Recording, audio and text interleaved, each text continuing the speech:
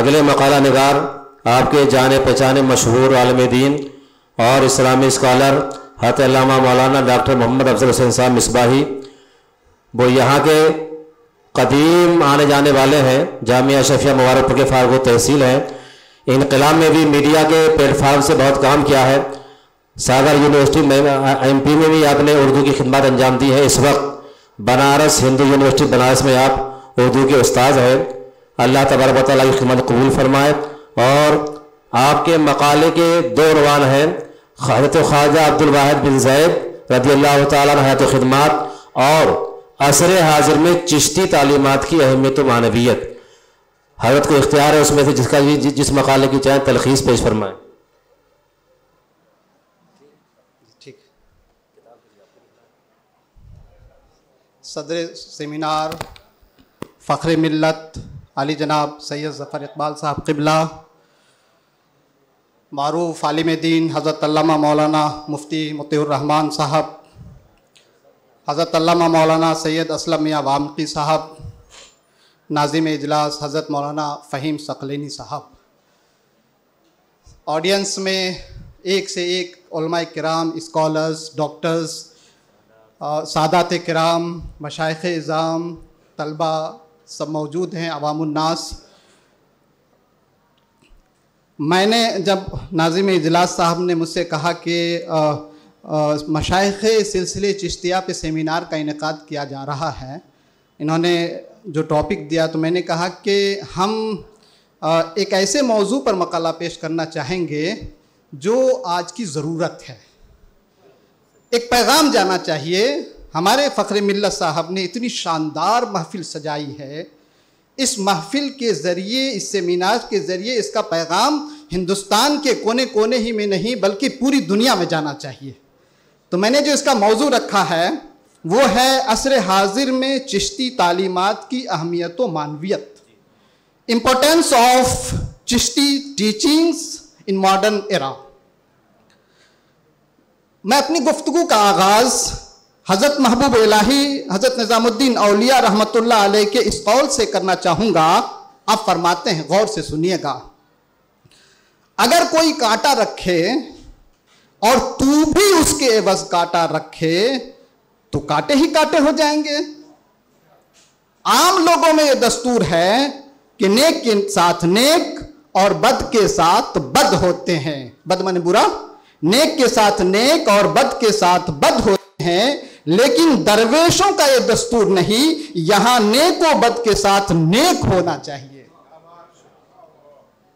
نیک و بد کے ساتھ نیک ہونا چاہیے۔ سلسلے چشتیہ کے بزرگوں نے اصلاح معاشرہ یعنی ہندوستانی معاشرے کے ضمن میں گفتگو کر رہا ہوں اس کے حوالے سے، تو ہندوستانی معاشرے کی جو خدمات انجام دی ہیں ان کی اہمیت آج کے دور میں کچھ زیادہ ہی بڑھ جاتی ہے۔ میں صرف آج کے دور کی طرف آپ کا اشارہ کرنا چاہوں، آج کے دور میں اس کی اہمیت زیادہ بڑھ جاتی ہے۔ درویشوں اور سلوک کی منزلیں طے کرنے والوں کے لیے مختص تعلیمات کو الگ کر کے عام لوگوں کی فلاح و بہبود سے متعلق واضح و نصیحت پر غور کریں تو آپ اس نتیجے پر پہنچیں گے کہ عوام الناس سے متعلق تعلیمات کا مقصد اس کے علاوہ اور کچھ بھی نہیں کہ سماج میں رہنے والا ہر شخص ایسی زندگی بسر کرے جس سے کسی کو تکلیف نہ پہنچے، اور خود وہ بھی دنیا و آخرت میں سرخروئی حاصل کرے۔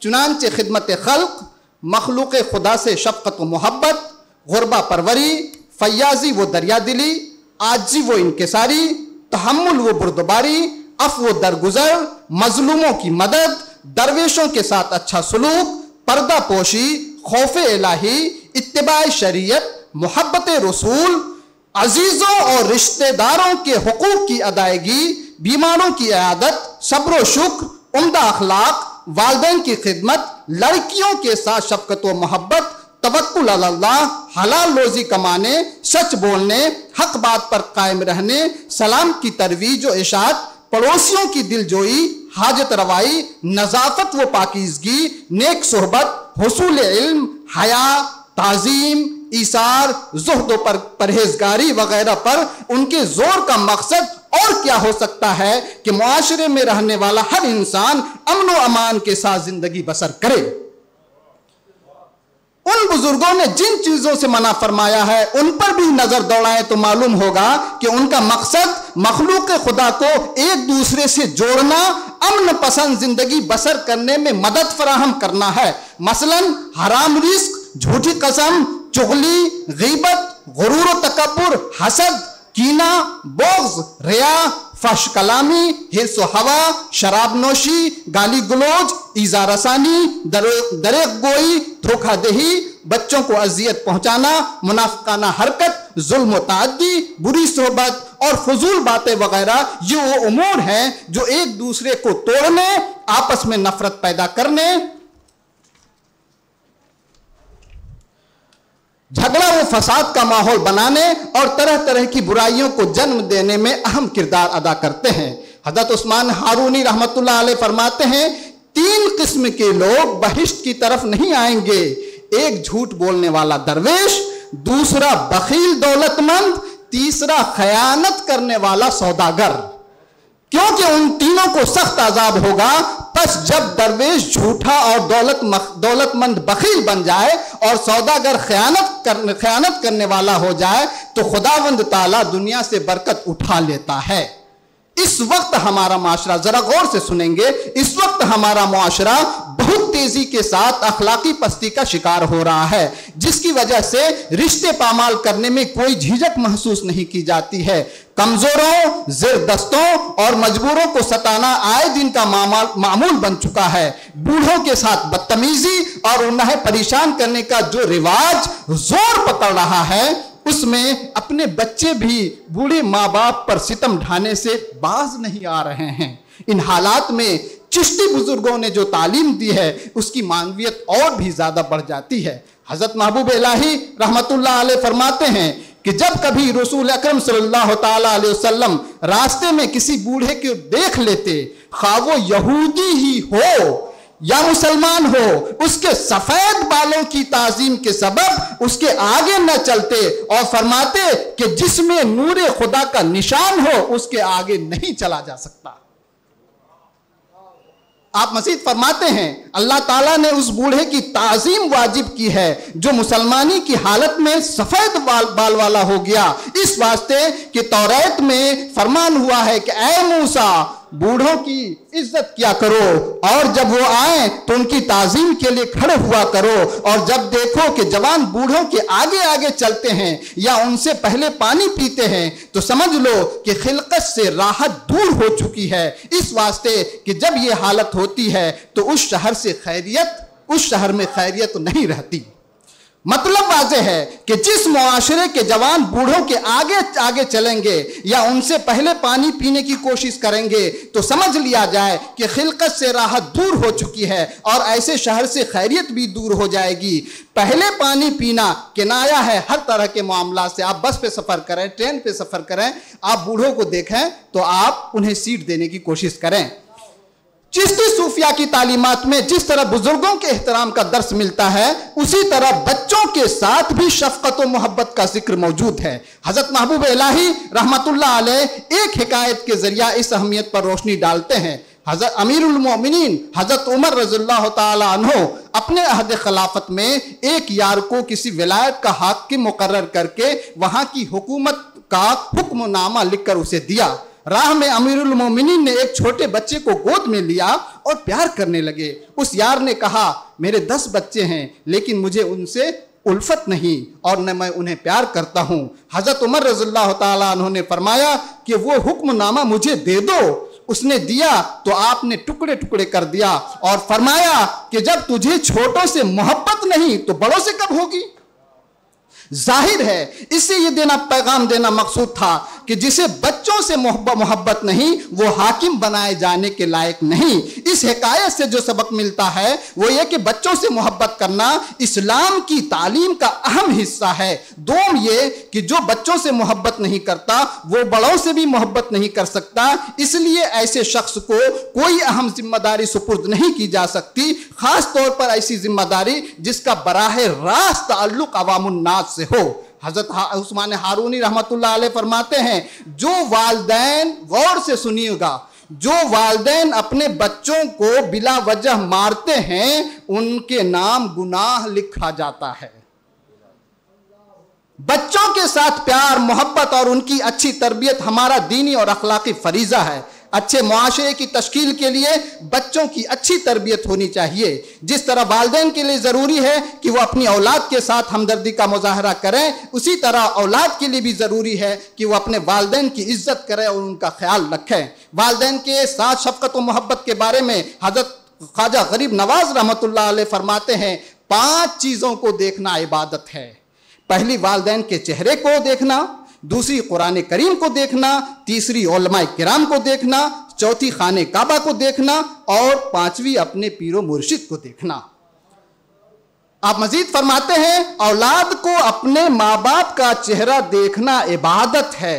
حدیث پاک میں آیا ہے کہ جو اولاد خلوص اور محبت کے ساتھ اللہ تعالیٰ کی رضا اور خوشنودی کے لیے اپنے ماں باپ کی زیارت کرتی ہے اسے ایک حج مقبول کا ثواب ملتا ہے، اور جو فرزند اپنے والدین کے پاؤں چومتا ہے تو حق تعالیٰ اس کے نام اعمال میں 1000 سال کی عبادت کا ثواب لکھ دیتا ہے اور اسے بخش دیتا ہے۔ معاشرتی اصلاح کا یہ پہلو کتنا اہم ہے اس کا بخوبی اندازہ لگایا جا سکتا ہے۔ ان دنوں ضعیف ماں باپ کو گھر سے باہر نکال دینا، ان کے ساتھ شفقت سے پیش نہ آنا، انہیں طرح طرح سے پریشان کرنا، یہاں تک کہ انہیں زد و کوب کرنا بھی معمول کی بات ہے۔ چشتی بزرگوں کی تعلیمات میں یعنی سلسلے چشتیہ کے بزرگوں کی تعلیمات کو عام کر کے اس طرح کی حرکتوں پر قدغن لگایا جا سکتا ہے۔ معاشرے کو پرامن بنائے رکھنے میں رشتہ داروں کے ساتھ انسیت اور باہمی تعاون کا بھی بڑا دخل ہے۔ سلسلہ چشتیہ کی بزرگوں نے اسی لیے اقربا کی حق رسی اور ان کے ساتھ ہمدردی پر بھی خاص زور دیا ہے۔ اس کی جب میرا ٹائم ہو جائے گا تو بتا دیجیے، میں خلاصہ ہی پیش کر رہا ہوں۔ اس کی اہمیت کو محبوب الہی کہ اس قول سے اچھی طرح سمجھا جا سکتا ہے، جب اللہ تعالیٰ نے رحم پیدا کیا تو فرمایا اے رحم میں رحیم ہوں اور تم کو اپنے نام سے مشتق کیا ہے، پس جو تجھ سے قطع تعلق کرے گا میں اس سے قطع تعلق کر لوں گا، اور جو مجھ سے تعلق پیدا کرے گا میں اس سے تعلق پیدا کروں گا۔ حضرت محبوب الہی اپنے قول کو مزید تقویت پہنچانے کے لیے فرماتے ہیں میں نے تفسیر کشاف میں لکھا دیکھا ہے کہ جب کوئی شخص اپنوں پر رحم کرتا ہے اگر اس کی عمر کے 3 سال باقی ہو تو اللہ تعالیٰ 30 سال اور زیادہ کر دیتا ہے۔ اگر کوئی اپنے اقربا سے قطع تعلق کرتا ہے تو اللہ تعالیٰ حکم دیتا ہے کہ لوح محفوظ سے اس کا نام مٹا دیا جائے اور اس کی عمر کے سال واپس کیے جائے۔ قرابت داروں اور رشتہ داروں کے ساتھ تعاون اور ہمدردی کا یہ درس متحدہ ہندوستانی معاشرہ ہی نہیں بلکہ پوری دنیا کی تشکیل میں ایک اہم کردار ادا کر سکتا ہے۔ اقرب کون کون لگاتے ہیں ان کی تشریح قرآن کریم اور احادیث کریمہ میں موجود ہے۔ والدین، میاں بیوی، بھائی بہن، چچا چچی، پھوپھا پھوپھی، دادا دادی، نانا نانی، خالہ خالو، ماموں ممانی، دودھ کے بھائی بہن اور بھتیجے بھانجے وغیرہ، ان سب کے علاوہ اسلام میں خاص طور پر پڑوسیوں کے ساتھ ہمدردی کی تعلیم بھی دی گئی ہے۔ پڑوسی، لفظ پڑوسی پہ غور کریں گے اور 1-2 پیراگراف جو میں پڑھ رہا ہوں اس پر آپ خاص طور پر ہندوستانی معاشرے کی روشنی میں اس پر توجہ دیجیے گا۔ پڑوسیوں کا حق بھی قرابت داروں کی طرح بتایا گیا ہے۔ سلسلے چشتیہ کے بزرگوں نے بھی اپنی تعلیمات میں اس پر خاص زور دیا ہے۔ ہندوستانی معاشرے میں پڑوسیوں کے ساتھ حسن سلوک کی اہمیت اور بھی بڑھ جاتی ہے، اس لیے کہ یہاں کوئی ضروری نہیں کہ ہمارا پڑوسی ہم مذہبی ہو یعنی مسلمانی ہو، بلکہ وہ کوئی بھی کسی بھی مذہب کا ہو سکتا ہے۔ اسلام نے اس کی کوئی شرط نہیں لگائی ہے کہ ایسے ہی پڑوسیوں کے ساتھ ہمدردی کا جذبہ رکھو جو ہم مذہب یا ہم مشرب ہو، بلکہ اس کو مطلق رکھا گیا ہے جو اپنے اطلاق پر جاری ہوگا۔ یہی وجہ ہے کہ حضرت عثمان ہارونی رحمت اللہ علیہ نے جب اپنے پڑوسیوں کو خوش رکھنے کی تعلیم دی تو آپ نے پیغمبر عالم رحمت للعالمین حضرت محمد مصطفیٰ صلی اللہ تعالیٰ علیہ وسلم کی اس حدیث کو پیش فرمایا۔ آپ فرماتے ہیں امیر المومنین حضرت علی رضی اللہ تعالیٰ عنہ نے ہمسائے کی بابت اس قدر ذکر فرمایا کہ مجھے گمان پیدا ہوا اور پوچھا کہ اے اللہ کے رسول صلی اللہ علیہ وسلم، کیا ہمسایہ کے فوت ہو جانے کے بعد اس کی وراثت کا مالک ہمسایہ ہو سکتا ہے یا نہیں؟ حضرت صلی اللہ علیہ وسلم نے فرمایا ہاں ہو سکتا ہے اگر کوئی وارث نہ ہو۔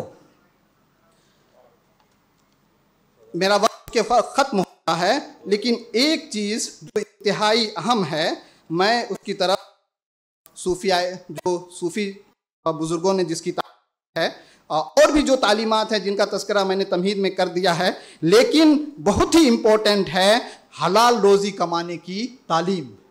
صوفی بزرگوں نے حلال روزی کمانے پر بہت زیادہ زور دیا ہے۔ حضرت خواجہ معین الدین چشتی حسن سنجری رحمۃ اللہ علیہ کے ممتاز خلیفہ شیخ حمید الدین ناگوری رحمۃ اللہ علیہ، 1 منٹ میں ختم کر رہا ہوں، شیخ حمید الدین ناگوری رحمۃ اللہ علیہ خود کاشتکاری کے ذریعہ روزی کماتے تھے اور گزر بسر کرتے تھے۔ ان کے پاس 1 بیگھہ زمین تھی جو خاص آپ کی ملکیت تھی، آپ اپنے دست مبارک سے اس میں بیلچہ چلاتے، کھیتی کرتے اور جو آمدنی ہوتی اسے لابدی قوت اور ضروری سطر عورت میں صرف کرتے۔ اس سے یہی واضح پیغام ملتا ہے کہ حلال رزق کمانے کے لیے کوشش کرنی چاہیے اور دوسروں کے سامنے ہاتھ پھیلانے سے گریز کرنا چاہیے۔ مجموعی طور پر یہ کہا جا سکتا ہے کہ سلسلے چشتیہ کے بزرگوں نے ایک صالح ہندوستانی معاشرہ کی تشکیل کا جو طریقہ اپنایا وہ اپنی آپ مثال تھا، وہ طریقہ ہماری مشترکہ تہذیب کے عین مطابق تھا۔ انہوں نے اپنے حلقہ اثر میں جن تعلیمات کو عام کیا اس سے لوگوں میں ایک دوسرے سے محبت، اتحاد و اتفاق، اخوت و بھائی چارے کا ماحول سازگار ہوا اور ایک صالح معاشرہ کی تشکیل عمل میں آئی۔ انہیں یہ اچھی طرح معلوم تھا کہ سماج کے لوگوں کو ایک دوسرے سے جوڑنے والی چیزیں کیا ہیں اور نفرت و عداوت کی بجائے محبت اور الفت پیدا کرنے والے طریقے کون کون سے ہیں۔ اوامر پر عمل اور نواہی سے باز رکھنے کے لیے وہ گفتار و کردار دونوں کا سہارا لیتے اور کوشش کرتے کہ ایسے طریقے اختیار کیے جائیں جو سب کے لیے قابل قبول ہو۔ اسی لیے ان کے ماننے والوں میں آج ہر مذہب کے لوگ موجود ہیں جو انہیں خراج عقیدت پیش کرتے ہیں۔ بہت بہت شکریہ۔ میں فخر ملت صاحب کو دل کی اتھاہ گہرائیوں سے مبارکباد پیش کرتا ہوں کہ آج کے ہندوستانی معاشرے میں آپ نے چشتی بزرگوں کی خدمات اور حیات پر جو سیمینار منعقد کیا ہے، انشاءاللہ یہ ایک تعمیری قدم ہے اور اس کے اثرات دور دور تک جائیں گے۔ اس کے لیے میں آپ کو مبارکباد پیش کرتا ہوں۔ شکریہ۔ السلام علیکم۔